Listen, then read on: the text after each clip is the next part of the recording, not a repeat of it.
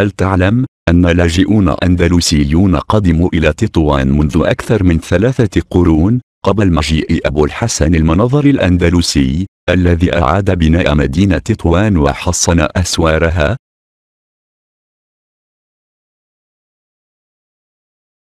فالعديد من المسلمين الإسبان أتوا إلى تطوان عبر مدينة سبتة، واتجهوا إلى ضفاف نهر مرتيل وسفوح سلسلة جبال غرغيز المحيطة به، فاستقروا في مناطق فلاحية وعمروها حتى صارت تعرف اليوم من أقدم الأحياء بالمدينة العتيقة.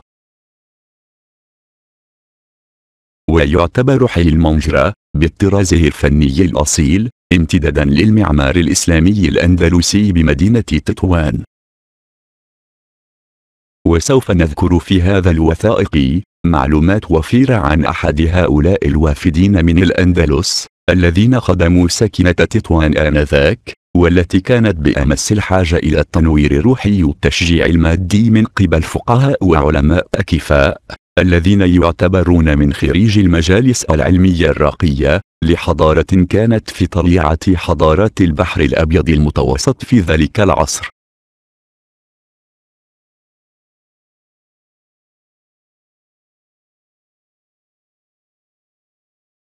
في منتصف القرن السادس الهجري الموافق للقرن الثاني عشر الميلادي، وصل الشيخ الأندلسي عبد القادر التبين إلى تطوان قادما من غرناطة عام 1145 ميلادية، فالتقى بتلميذه الشيخ القرطبي أبا عبد الله الفخار السبتي الذي كان قد انتقل هو الآخر من مدينة سبتة ليعيش في واد بتطوان بالقرب من نهر مرتيل بجهة المحنش بهدف نشر الفكر الصوفي، حيث توافد إليه أهل القرية من كل حدب وصوب. وكانت هذه الأرض الممتدة على سفح جبل غرغيز خصبة ومليئة بالخيرات، الشيء الذي ساهم في انتشار مجتمعات من عائلات فلاحية على طول ضفاف النهر المذكور. ولقد ذكر الأستاذ محمد داود في كتابه مختصر تاريخ تطوان أن الإمام الفخار كان شيخا للشيخ الكبير أبي العباس أحمد بن جعفر الخزرجي السبتي المعروف بسيدي بالعباس، والذي رحل إلى مراكش حيث دفن هناك رحمه الله.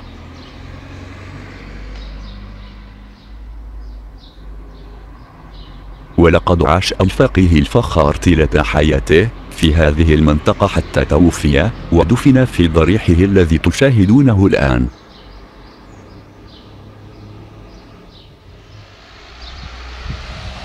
وأمام هذا الضريح بني هذا المسجد المعروف لدى أهالي تطوان، والذي سمي باسمه تخليدا لذكراه وتنويها بمقامه.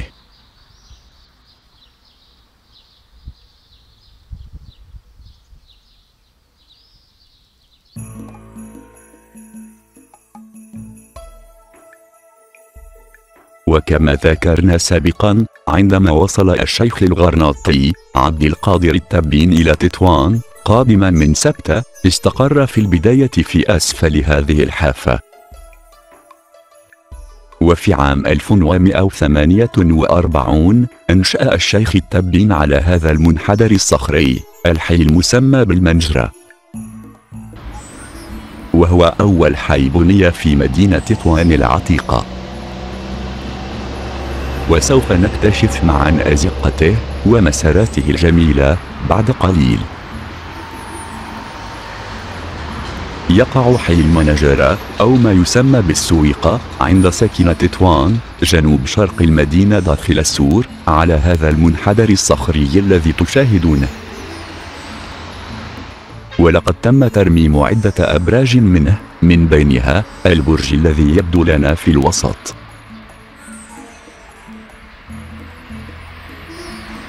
كما يوجد هناك كذلك غير بعيد من هذا المكان برج آخر يسمى ببرج الحافة، حيث تقودنا أدراجه إلى المدينة العتيقة باتجاه الشمال شرق الحي اليهودي الجديد.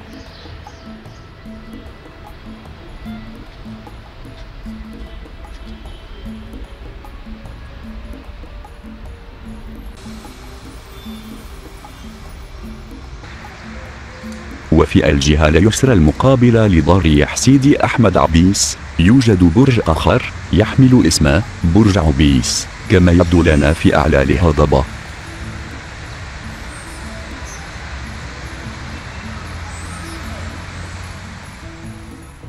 وهناك أيضا برج سيدي مصباح الذي يقع بالقرب من هذا الموقع على حافة الركاينة المطل على هذه الحديقة.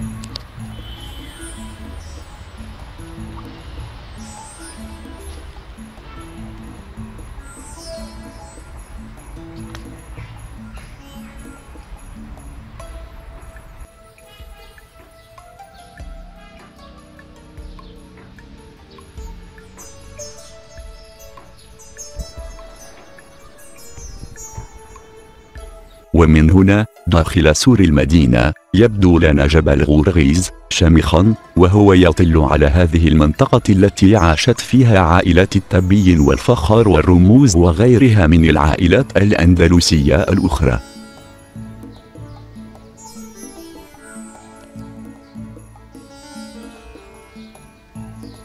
ولتوضيح التسلسل الزمني للتاريخ، فإن هذه الأبراج الأربعة التي رأيناها وكذلك ما تبقى من السور المحيط بهذا الحي تم بناؤهم في وقت متأخر من القرن السادس عشر الميلادي، كما يظهر لنا على هذه اللوحة،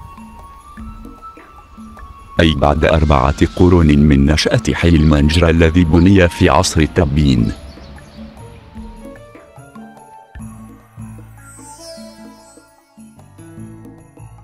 ذكر المؤرخ التطوائني العلامة أبو العباس أحمد الرهوني في كتابه عمدة الراوين في تاريخ تطاوين أن الشيخ عبد القادر التبين كان من أكبر أثرياء غرناطة، فلقد بنى بالقرب من منزله في هذا الحي عدة مرافق حيوية كالمسجد الذي أعيد بناؤه بمواضعه الأصلي في عام 1149 والمعروف حاليا بجامع الأفريجة، والذي يعتبر من أقدم مساجد تطوان. وقد تم تجديده وغيرت بعض معالمه القديمة.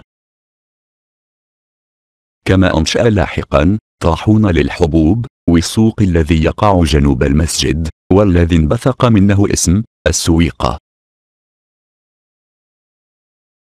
وفي مراجع أخرى يذكر أن الشيخ التبين بنى كذلك سورا ونافورة بالعين المجاورة للضريح والمسمى بالعيورين عند سكنة تطوان. هذه العين التي ما زالت تجري مياهها لحد الآن كانت وما تزال مقدسة عند أهالي تطوان، والتي كان يضيئها الشيخ التبين طيلة ليالي السنة حفاظا عن أمنها ونظافة مكانها.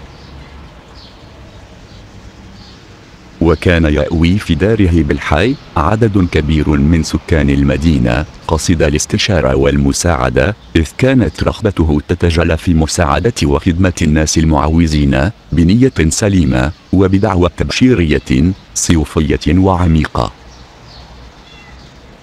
كما ذكر الرهوني أيضا في كتابه أن الشيخ التبين كان مهتما بالعلوم الدينية والأدبية وتتلمذ على يد كبار علماء الأندلس كأبي الوليد بن رشد أقرانه، وكان من تلاميذه القاضي عياض والمفسر ابن عطية. كما يرجع له الفضل في نشر الفكر الغزالي بشمال المغرب.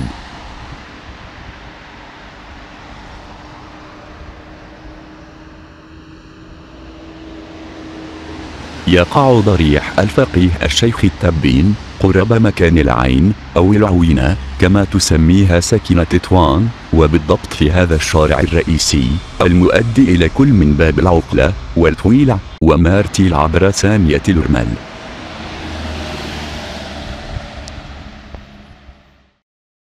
وفي السابق كان هذا الطريق عبارة عن مسار يعبر الأرض التي كانت توجد فيها خيمة الفقيه يتخلله في الوسط من جهة الشرق النافور التي بناها تبين فوق منبع العين المقدسة. وفي بداية القرن التاسع عشر قامت السلطات الإسبانية في عهد الاستعمار بأشغال التهيئة لطريق جديد معبد يربط تطوان بمدينة سبتة، مرورا بباب العقلة القريبة من هذا الموقع. لكن الضريح والعين المجاورة لا ظل في مكانهما ليومنا هذا.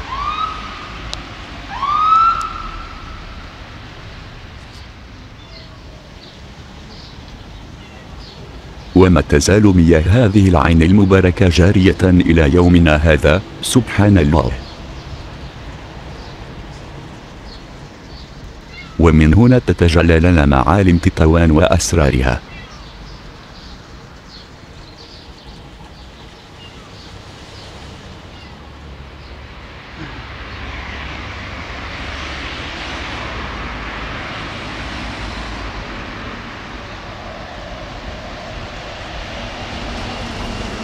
وقبل أن نتجول داخل حي المنجرة، نزور في البداية ضريح الفقيه الشيخ التبين.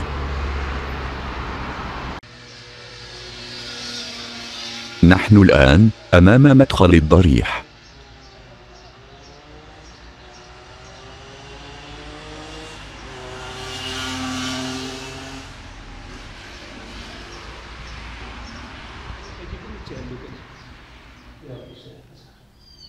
الحمد لله رب العالمين الرحمن الرحيم مالك يوم الدين اياك نعبد واياك نستعين اهدنا الصراط المستقيم صراط الذين انعمت عليهم المغضوب عليهم ولا الضالين امين. اللهم ارحمنا وارحم والدينا وارحم موتانا وموتى المسلمين اجمعين. اللهم ارحمنا وارحم والدينا وارحم موتانا وموتى المسلمين اجمعين. اللهم اغسلهم بالماء والبرد والثلج من الذنوب ونقهم من الذنوب الخطايا كما نقى الثوب الابيض من الدنس برحمتك. اللهم ان كانوا مسلمين فتجاوز عن سيئاتهم برحمتك، وان كانوا محسنين فزد في احسانهم برحمتك. اللهم اغفر لنا في هذا الضريح دفن الشيخ التبين عام 1170 ميلادية.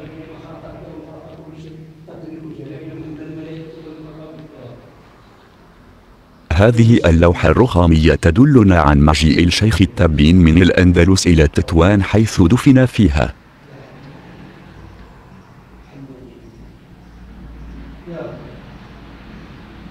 بسم الله الرحمن الرحيم. هذا ضريح الولي الصالح سيدي عبد القادر التبين. خرج من الأندلس من مدينة غرناطة مهاجرا ومستقبلا مدينة سبتة قاصدا مدينة تطوان، موطن إقامته عام 540 هجرية، وتوفي بها عام 566 هجرية. تغمضه الله برحمته.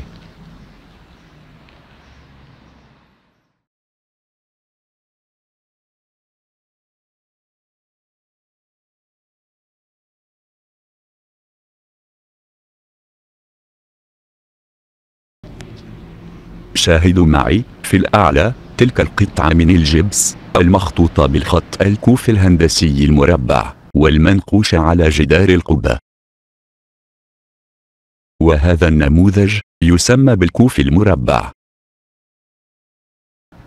هذيك قديمة هذيك ياك؟ كامل كامل يوطن بدو كيبيطوه بداو خايكي. لا هذه العبارة اللي مكتوبة هنايا. هذه لا إله إلا الله محمد. قديمة هذيك. قديمة وتشبه هذه المخطوطة إلى حد كبير في هندستها عبارة بركة محمد التي اشتهرت بها مدينة الصويرة في عهد السلطان العلوي محمد بن عبد الله، وانتشرت بعد ذلك في مناطق أخرى من المغرب. وهي تمثل الآن إرثا روحيا يحكي عن السكان الأوائل للمدينة.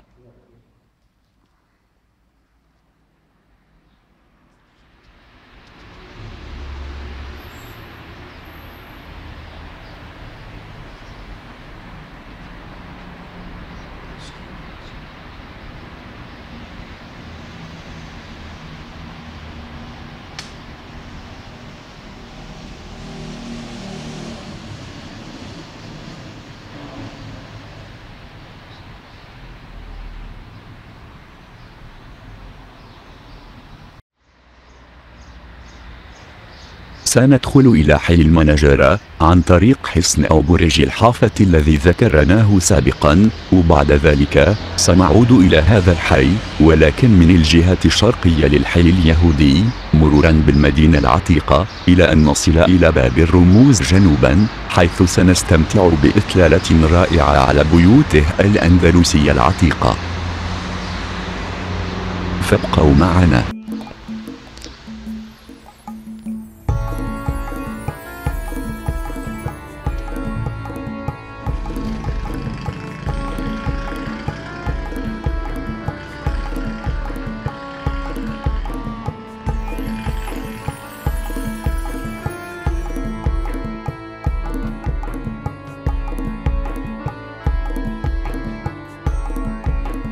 إن هذه الأحياء تطورت حسب فترة تأسيسها،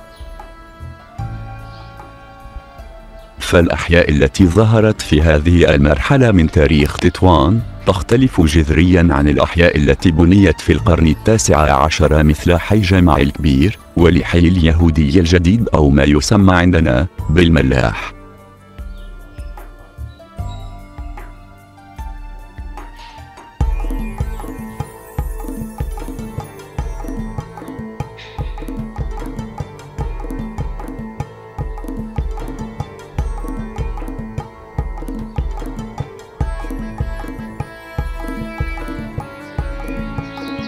لقد خرجنا من الحي اليهودي الجديد،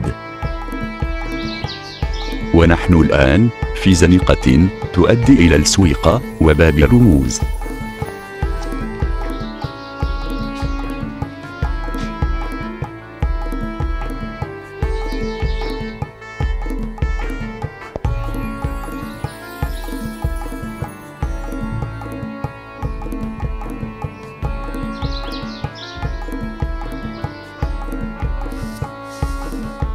ويبدو لنا هنا في وسط الطريق خطين اثنين متوازيين من الغرانيت.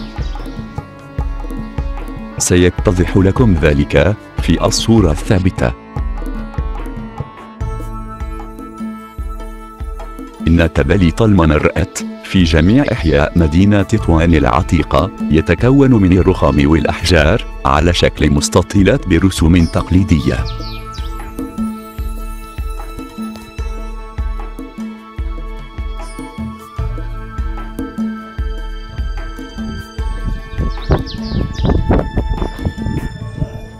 كما أن هناك خطوط من الغرانيط تحدد وسط الطريق.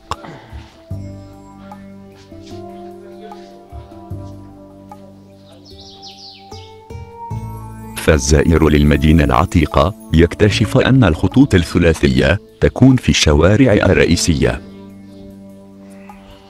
كهذه مثلا،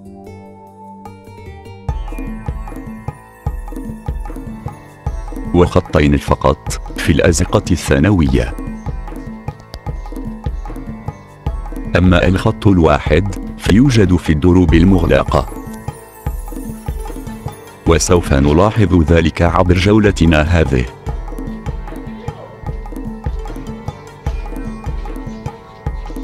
هذه المنازل تختلف بأنماطها الهندسية وبحجمها وبأشكالها. كما نلاحظ هنا دراقات شمسية على الأبواب.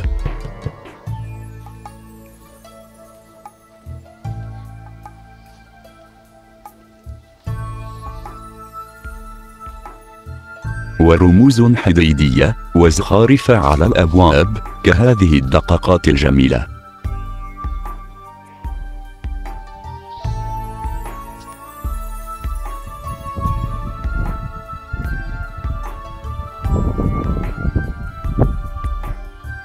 يبدو لنا هنا خط واحد مرسوم على هذا الممر، فهذا الدرب مغلق وليس له منفذ آخر سوى المدخل الذي دخلنا منه في البداية.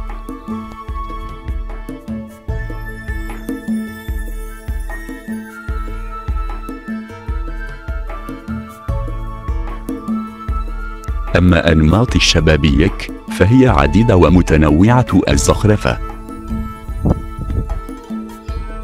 وتختلف حسب الحقب التاريخية التي بنيت فيها هذه المنازل.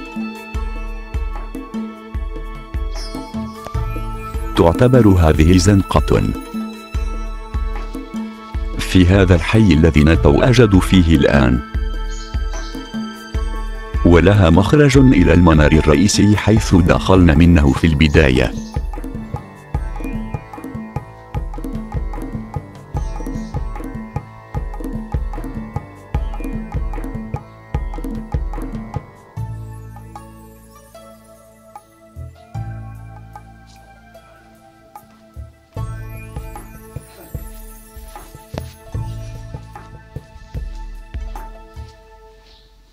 نشعر براحة والطمأنينة حينما نتجول في الصباح داخل زقاق هذا الحي.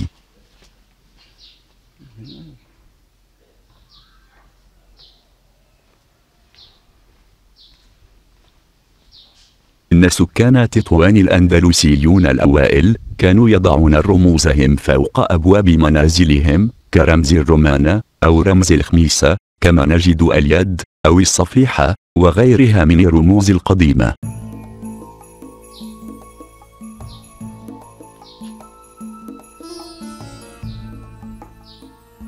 وكذلك بمجموعة من التأثيرات الفنية النموذجية.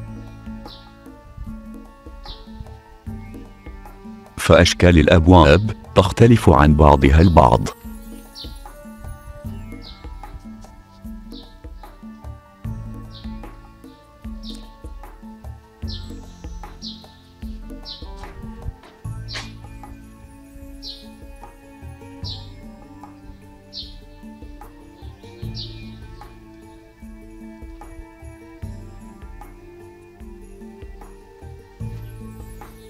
فهناك بعض الأبواب في البلاد بالمدينة العتيقة تتركب من إطارين اثنين، إطار رئيسي يستعمل في المناسبات، وإطار آخر لباب صغير يفتح قصد الاستعمال اليومي.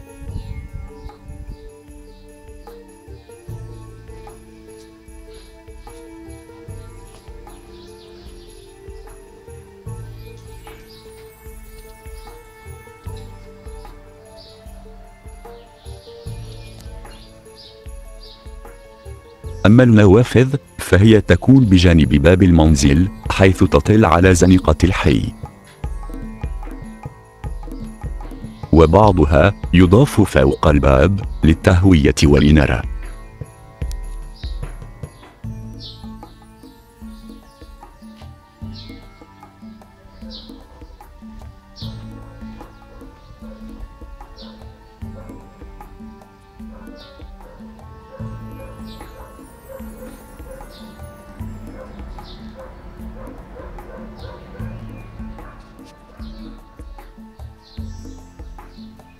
وفي أواسط القرن الثاني عشر الميلادي أتى الشيخ الأندلسي أحمد بن الجلال مصباح قادما كذلك من سبتة، والذي سيعمل على تأسيس حي سيدي مصباح الذي يعتبر ثاني أقدم حي أسس بتطوان بعد حي المنجرة.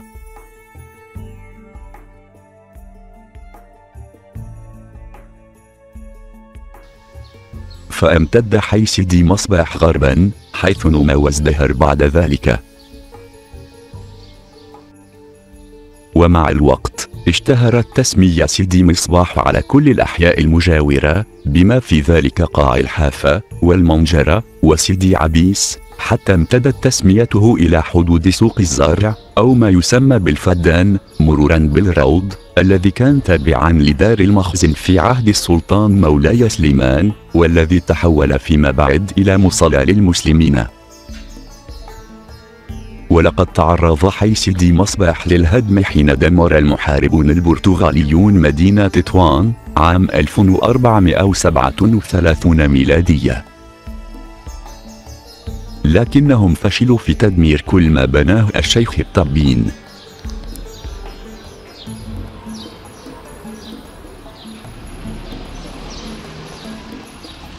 وفي أواسط القرن السادس عشر الميلادي سيصل البناء من جديد إلى حومة سيدي مصباح وإلى كافة الجهة الشرقية من حومة البلاد، والتي يطلق عليها اسم أرب الأسفل نظرا لموقعها الطبوغرافي المنخفض جنوب المدينة العتيقة. وكانت هنا أراضي تملكها عائلة الرموز الأندلسية وأخرى في ملك أثرياء اليهود التطوانيين.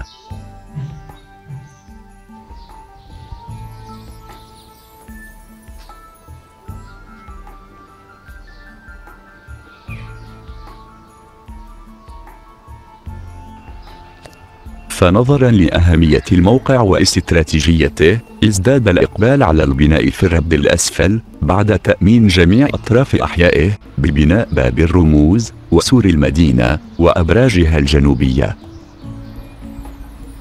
وشكل هذا الربد وحدة عمرانية متكاملة مجهزة بجميع المرافق الحيوية. وبهذا ننهي حلقة اليوم من تاريخ وذاكرة، والتي خصصناها لنشأة حي المنجرة بمدينة تطوان العتيقة. إلى اللقاء في حلقة جديدة، والسلام عليكم ورحمة الله.